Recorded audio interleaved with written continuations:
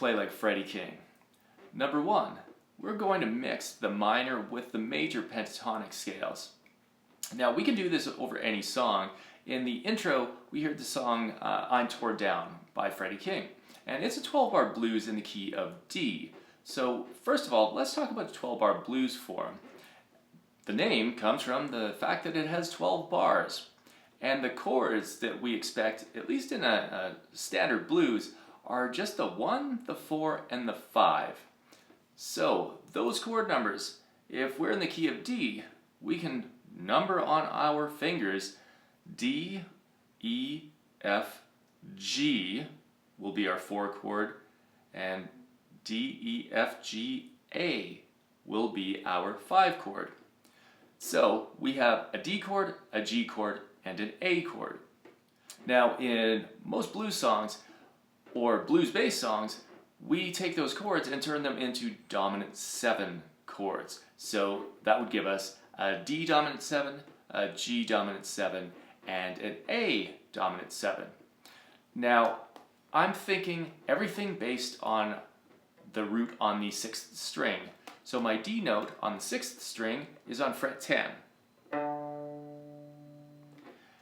And now my 4 chord, in reference to that, or at least the root of the 4 chord, is right underneath. This is a cool thing about the guitar, is we have these patterns that apply to any fret, any string.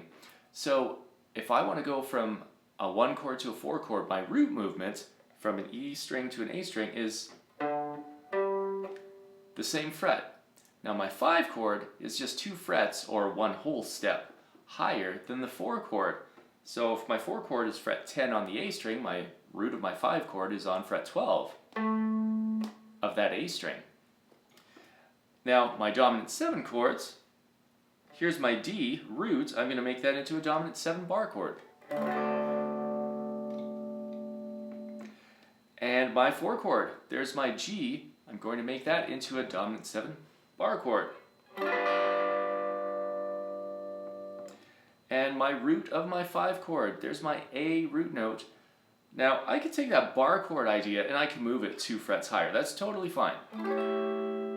Another option is to take this C shape dominant 7 chord. So if we go back to an open chord or cowboy chord, this is a C chord.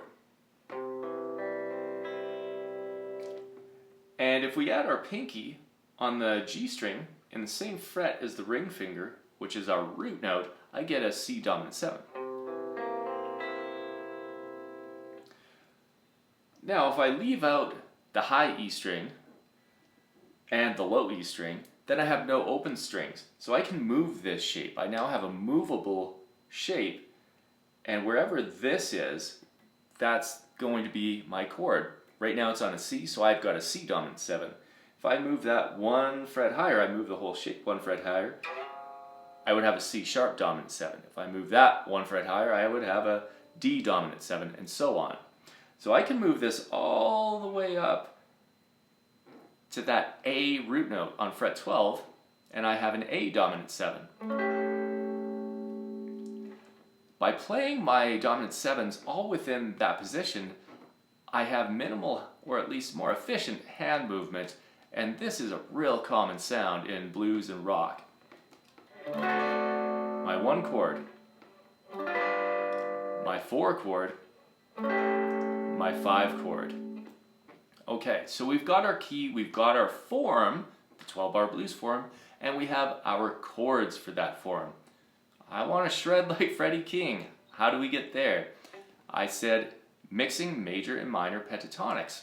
So let's start with the minor pentatonic. This is the old standby root on 6th string pattern, and it's going to be a D minor pentatonic. We're in the key of D.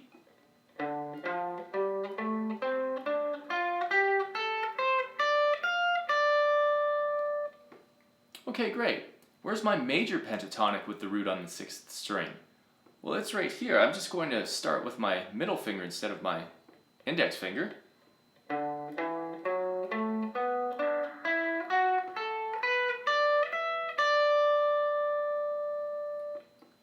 Okay, awesome. I've got my 2 scale patterns. Now, we tend to solo on the highest 3 or 4 strings of the guitar.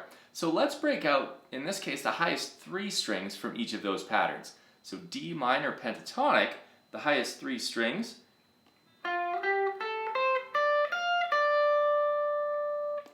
And D major pentatonic, the highest 3 strings.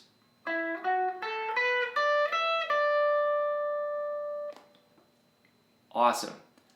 Next step, let's notice how those two combine. And we will hear so many blues and rock artists doing this. And I like to think of it as just combining major and minor pentatonic patterns. We can think about it in any way we want. This is a way that I found really useful because major and minor pentatonic are super common in country, in blues, in rock. So we've got our top 3 strings. Our patterns combined now would give us this.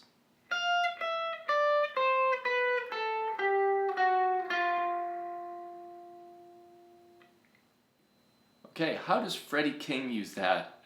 Well, let's break down the intro from I'm Tore Down.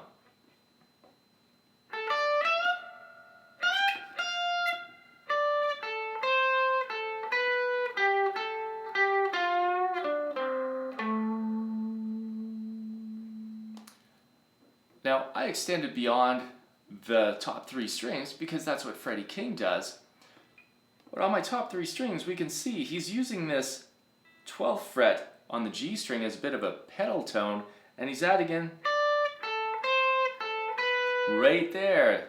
We've got a combination between the notes from both major and minor pentatonic. And one other thing to point out,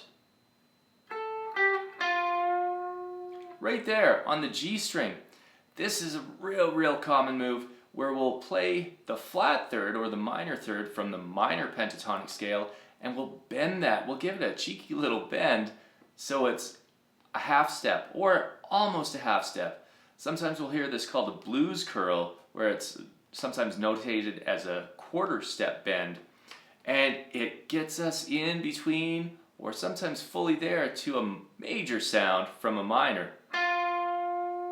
There's a little blues curl where we're not quite at a half step. That's the sound of a half step higher, and there we're bending into it. So that's a real common thing that we can do. And now that last little,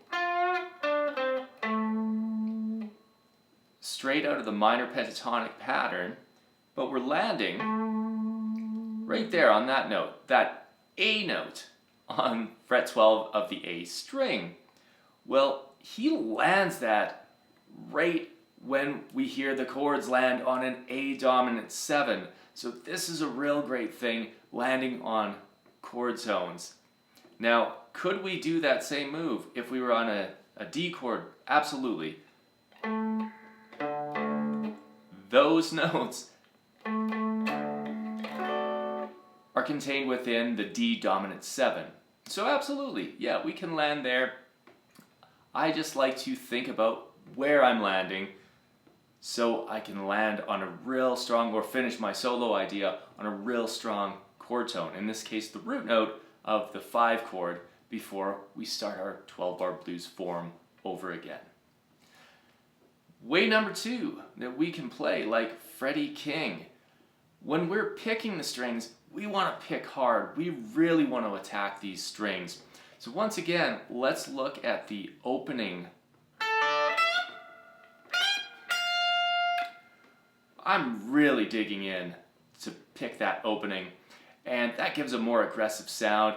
And if we've got a little bit of overdrive on our tone, or we've got an amp that's a tube amp that's dialed in so the tubes are just starting to break up, the harder we pick, the more aggressively we pick, the more dirt, the more hair we're going to get on that tone.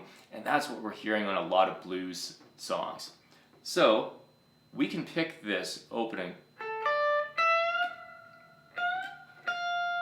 real gently. And that's really cool. That's another cool option to give some dynamics to our playing. We don't always want to be bashing the strings. If we want to play like Freddie King though, we definitely want to make sure when we dig in, we're committing to that. Way number 3, to play like Freddie King. Taking some bends and shifting them away from the downbeat. So after the first verse, we hear this line.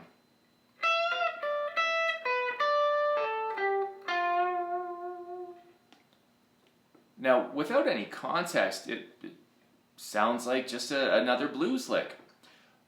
It sounds much hipper, in my opinion, the way Freddie King plays it, which is on an upbeat. So 1, 2.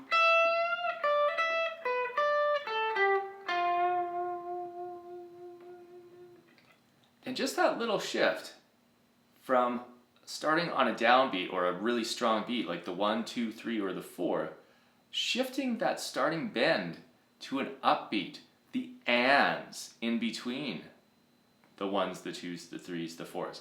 1 and 2 and 3 and 4. 1 and 2.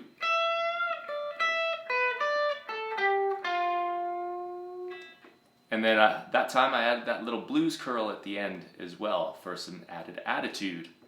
So, 3 ways that we can play like Freddie King. Go ahead, try it out for yourself. Like, subscribe, follow me for more tips like this. If you have questions, drop them in the comments, and we'll see you on the next one.